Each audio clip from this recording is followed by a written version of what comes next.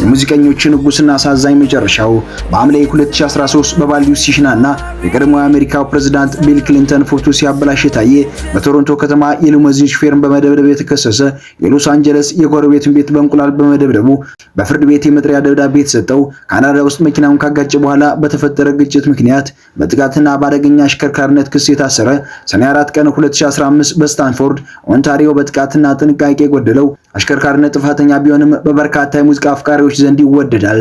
አንዳንዶቹ ስኩተር ብራውን የተባለው ማናጀሩ የሚሰራውን ሁሉ ገንዘብ ወስዶበታል ብለው ሲናገሩ፣ ሌሎች በአንጻሩ ለዚህ ያበቃው ወደ ዝናው ዓለም ሲቀላቀል መውሰድ የጀመረው አደንዛዥ ዕፅ ነው ሲሉ የሚናገሩለት በበርካታ ሰዎች ዘንድ ዝናን የተጎናጸፈው ጀስቲን ለዛሬው በዓለማችን የሚገኙ ሀገራትን መዳሰሱን ገታ አድርገን መዳረሻችን አድርገናል። ጀስቲን ቢበር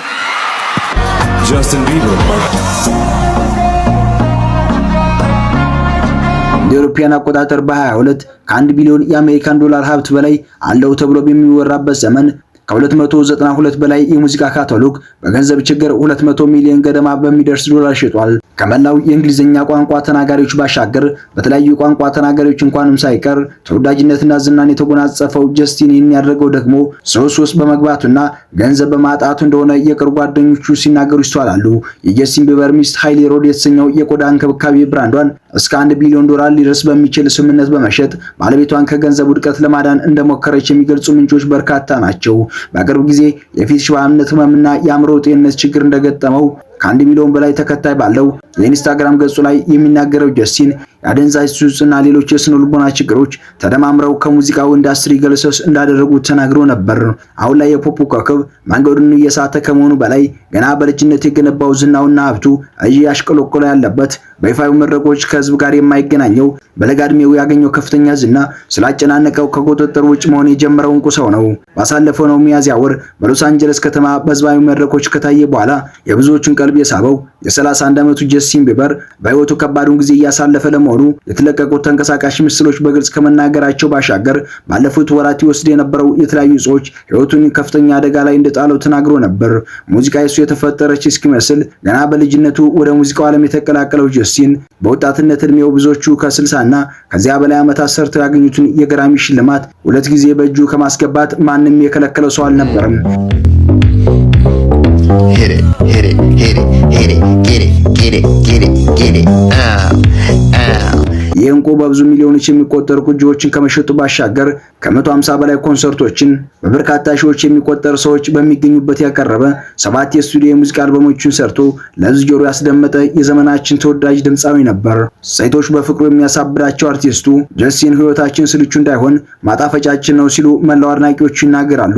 ቢበር ወጣትና ሀብታም ከሚባሉት ውስጥ በቀዳሚ ደረጃ ከመጠቀሱ ባሻገር ትዳር ያለውና ለአንድ ልጅ አባትነት በቅቶ ነበር። እንደ አውሮፓውያን አቆጣጠር በመጋቢት 1994 የተወለደው ከቅርብ ጊዜ ወዲህ ደስተኛ ጤነኛና የተረጋጋ ሁኔታ ውስጥ እንዳልሆነ በተለያዩ ሶሻል ሚዲያ አካውንቶች ላይ የሚለቀቁ ምስሎችና ቪዲዮዎች ምስክር ናቸው። እነዚህ አደባባይ ገጽታዎቹ ይህንን ግልጽ የሚያደርጉ ሲሆን ወርቃማው ፊቱ ገርጥቶ ልብሱን እየጎተተ በተሰላቸ ፊት ሲጓዝና የተለያዩ ሰዎች ሲቀርጹት ይታያል። ራቁታቸውን በሚደንሱ ሴቶችና በዳንሰኞች ተከቦ በመጠጥ ቤት ውስጥ የታየው ጀስቲን በካሊፎርኒያ በረሃ በተካሄደው ታላቅ የሙዚቃ ፌስቲቫል ላይ ጀስቲን ቲሸርት ሳያደርግ ሲደንስና ማሪዋና ሲያጨስ ተሰውሮ ነበር። ጀስቲን ቢበር ፓልም ስፕሪንግስ ከተባለ ካፌ ሲወጣ በከፍተኛ ሁኔታ ተናዶ ፎቶ አንሺዎችን ሲጋፈጥ የተስተዋለ ሲሆን እናንተ የምታስቡት ስለ ገንዘብ ብቻ ነው፣ ስለ ሰው ልጆች ግን አንዳች ነገር አትጨነቁም ሲል ጮክ ብሎ ሲናገር ተስተውሎ ነበር። ፓፓራዚዎች ወይንም ደግሞ ድብቅ ፎቶ አንሺዎች ሲያሳድዱት የሚያሳይ ቪዲዮ ለጥፎ የመቆም አለበት ሲል ጽፎ የነበረ ሲሆን ከሁሉም አቅጣጫ ጥቃት እየደረሰብኝ ቢሆንም እኔ ግን ተጠቂ አይደለሁም፣ ሎስ አንጀለስ መጥፎ እንደሆነች እየተረዳው ነው በማለት ይህንን ሰው የማሳደድ ችግር ሁሉም ሰው ሊታገለው እንደሚገባ ጽፎ ነበር ሲል CNN ቀደም ባሉ ጊዜ ገልጾ ነበር። ዝነኞቹን በማሳደድ ፎቶ የሚያነሱት ፓፓራዚዎች በደል እያደረሱብኝ ነበር ያለው ተወዳጁ ጀስቲን ሁላችንም ተባብረን መሰል ስራዎችን እናስቆም ይገባል ሲል ተደምጧል። ታዲያ ጀስቲን በዚህ ደረጃ እንዴት ህይወቱ ተቃወሰ? ምንድነው የገጠመው ወደሚለው ቁልፍ ጥያቄ ስናመራ የጥያቄው መልስ ያለው ቀጥሎ በተናገረው ሐሳብ ውስጥ ነው።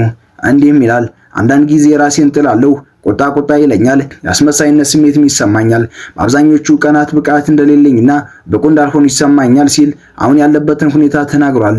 ዝና በልጅነቱ የተጫነው ቢበር ዝናውን መሸከም የከበደው ይመስላል። በ10 ዓመታት ውስጥ ዓለም አቀፍ ዝና ማግኘቱ ቢጠቅመውም ህይወቱ ቀውስና ትርምስ የበዛበት ከመሆኑ በላይ እንደ ቢበር ባጭር ጊዜ የተሳካላቸው አርቲስቶች እጅግ በጣም ጥቂት እንደሆኑ ይነገራል። ጀስቲን ቢበር በመጋቢት 1 ቀን 1994 በኦንታሪዮ ካናዳ ነበር የተወለደው። እናቱ ፓትሪሺያ ማሌት ትባላለች። በ2018 እንደ አውሮፓውያን አቆጣጠር ካገባት ሚስቱ ሃይሊ ባልዲውን ጃክ ብሉዝ የተባለ ልጅ ወልዷል። እናቱ ፓትሪሺያ ማሌት ልጇ ኮከብ ከመሆኑ በፊት ቤተሰቧን ለመደገፍ ዝቅተኛ ክፍያ በሚያስገኙ ስራዎች የምትተዳደር ሴት ነበረች። ብቻዋን የምትኖር በአስራዎቹ ዕድሜ ውስጥ የምትገኝም ነበረች። በልጅነት ጊታርና ፒያኖ በመጫወት ራሱን ያስተማረ ሲሆን ድጋፍ የምታደርግለት ደግሞ እናቱ እንደነበረች ይጠቀሳል። ባዮግራፊ ገጽ ጀስቲን ቢበር በልጅነቱ ላይ የተቆለለበት ዝና እንዳጠፋው የገለጸ ሲሆን አሁን ደግሞ አነሳሱን መለስ ብለን እናስታውሰው። ሁሉንም የጊዜ አቆጣጠሮች በአውሮፓውያን አድርገን የሙዚቃ ጅማሮውን ለመመርመር ሞክር። ከ2007 እስከ 2008 ባሉት ዓመታት የቢበር እናት የልጇን የሙዚቃ ትርኢቶች ቪዲዮዎች ዩቲዩብ ላይ መለጠፍ የጀመረችበት ጊዜ ነበር። የሪከርድ ስራ አስፈጻሚ ስኩተር ብራውን ቪዲዮዎችን አይቶ ቢበርና እናቱን ወደ አትላንታ በማምጣት ከታዳጊው ጋር ውል ተፈራረመ። በ2008 ለድምፃዊ አሸር ሙከራ ሰጥቶ በአይስላንድ ሪከርድ ስር ውል ፈረመ። በግንቦት ወር 2009 ዋን ታይም የተሰኘው ነጠላ ዜማውን ሲለቅ በአሜሪካና በካናዳ ተወዳጅ የሆነለት ሲሆን በህዳር 2009 7 ዘፈኖችን የያዘው ኤፒ ማይ ወርልድ አልበም ሲለቀቅ መላው አሜሪካውያን ተደሰተ። በህዳር 2009 በኒውዮርክ በሚገኘው ሩዝቬልት ፊልድ ሞል ሊደረግ በነበረው ኮንሰርት በሺዎች የሚቆጠሩ ወጣት ልጃገረዶች ቢሰባሰቡም መጋቢት 2010 የመጀመሪያው ሙሉ አልበሙ ማይ ወርልድ 2.0 ተለቀቀ። በቢልቦርዱ ሰንጠረዥ ላይ ቁጥር 1 ሆኖ ከመመዝገቡ ባሻገር 5 ሚሊዮን ኮፒዎችም ተሽጧል። ቢበር መልከ ታዳጊና ውብ የልጅነት መልክ የነበረው አማራዊ ወጣት አርቲስት በሚልም ስሙ የሰፈረ ጥሩና ተወዳጅ ዘፋኝ ነው። ኮንሰርቶቹን ሲያዘጋጅ ወጣት ልጃገረዶች ራሳቸውን መቆጣጠር አቅቷቸው ብዙ ጊዜ መድረኩ በመታወቁ በርካታ ትርኢቶች በተደጋጋሚ ተሰረዞበታል። አስገድዶ ደፍሮኛል፣ ጥቃት ፈጽሞብኛል፣ ልጅ ወልዶልኛል የሚሉ ብዙ ክሶች ገና በ17 ዓመቱ ፍርድ ቤት አቅርበውታል። መጋቢት 8 ቀን 2013 ለረጅም ሰዓታት በመስፈን ትንፋሽ ካጠረ በኋላ ለንደን ውስጥ ለአጭር ጊዜ ሆስፒታል ገብቶ እንደነበር ይነገራል። በሐምሌ 2013 ቢበር በባልዲው ሲሸናና የቀድሞ የአሜሪካ ፕሬዝዳንት ቢል ክሊንተን ፎቶ ሲያበላሽ የሚያሳይ ቪዲዮ ወጣ። ቢበር በኋላ ክሊንተን ይቅርታ የጠየቀ ሲሆን በጣም የሚያስገርመው በ2014 የሎስ አንጀለስ የጎረቤቱን ቤት በእንቁላል በመደብደቡ ተከሰሰ። ሰክሮ በማሽከርከርና በማያሚ የሐይቅ ዳርቻ የመኪና ውድድር በማድረግ ተጠርጥሮ የታሰረ ሲሆን በቶሮንቶ ከተማ የሊሙዚን ሹፌር በመደብደብ የተከሰሰ ሰውም ነበር። በሐምሌ 2013 በባልዲው ሲሸናና የቀድሞ የአሜሪካ ፕሬዝዳንት ቢል ክሊንተን ፎቶ ሲያበላሽ የታየ በቶሮንቶ ከተማ የሊሙዚን ሹፌር በመደብደብ የተከሰሰ የሎስ አንጀለስ የጎረቤቱን ቤት በእንቁላል በመደብደቡ ተከሰሰ። ካናዳ ውስጥ መኪናውን ካጋጨ በኋላ በተፈጠረ ግጭት ምክንያት በጥቃትና በአደገኛ አሽከርካሪነት ክስ የታሰረ ሰኔ 4 2015 ቢበር በስታንፎርድ ኦንታሪዮ በጥቃትና ጥንቃቄ ጎደለው አሽከርካሪነት ጥፋተኛ ሆኖ የተገኘ የሙዚቃ አቀንቃኝ ነበር።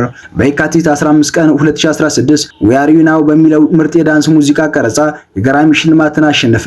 ህዳር 22 ቀን 2015 ቢበር ከሞዴል ሃይሊ ባልዲውን ጋር ጋብቻውን በኢንስታግራም አረጋገጠ። እንደ አውሮፓውያን አቆጣጠር በመጋቢት 25 ቀን 2019 በኢንስታግራም ልጥፍ ላይ ቢበር በአእምሮ ጤንነቱ ላይ ለማተኮር ከሙዚቃው ስራ ለጊዜው ፋታ እንደሚወስድ ያስታወቀ ሲሆን በጥር 8 ቀን 2020 ነበር ቢበር ላይም የሚባል በሽታ እንዳለበት ይፋ ያደረገው። በመጋቢት 14 ቀን 2021 ከዳንና ሺ ጋር በሰራው 10,000 አወርዝ ዘፈን ምርጥ የሀገር ውስጥ ሙዚቃ ቡድን የግራሚ ሽልማት ያሸነፈበት ሙዚቃ ነበር። ሰኔ 10 ቀን 2022 ቢበር የራምሴን ሃንት ሲንድሮም ስላጋጠመው ከኮንሰርት ረፍት እንደሚወስድ አስታወቀ። ህመሙ ግማሽ ፊቱን ማንቀሳቀስ እንዳይችልና መድረክ ላይ መውጣት እንዳይችል ያደረገው ሲሆን ይህ የፊት ሽባነት በሽታ ሰውነቱ ማንቀሳቀስ እንዳይችል እንደከለከለው የሚናገረው ጀስቲን የሁኔታ ከፍተኛ ጭንቀትና ድብርት ውስጥ ከቶታል። ሐምሌ 11 ቀን 2025 7ኛው የስቱዲዮ አልበሙ ስዋግ ሲለቀቅ ከ4 ዓመታት በኋላ የመጀመሪያው አዲስ የስቱዲዮ አልበሙ ነበር። 21 ሙዚቃዎችን ያካተተው አልበሙ የግል ህይወቱን የሚያሳይ እንደነበር ይነገራል። ነሐሴ 23 ቀን 2024 ሃይሊና ጀስቲን ቢበር የመጀመሪያው ልጃቸው ጃክ ብሉዝ ቢበር መወለዱን አስታወቁ። አሁን ጀስቲን ቢበር የክርስትና ሃይማኖት ውስጥ ገብቶ መጽናናትን እያገኘ መሆኑ እየተነገረ ይገኛል። ጨርሶ ፈጣሪ ምረው ዘንድ እየተመኘን ለዛሬ ወደ እናንተ ያዘጋጀነው መሰናዶ በዚህ አጠናቀቅን። በቀጣይ በሌሎች መሰናዶች እስከምንገናኝ ድረስ ለጃይኪ ቻናል አዲስ ከሆናችሁ ሰብስክራይብ ማድረግ እንዳይረሳም።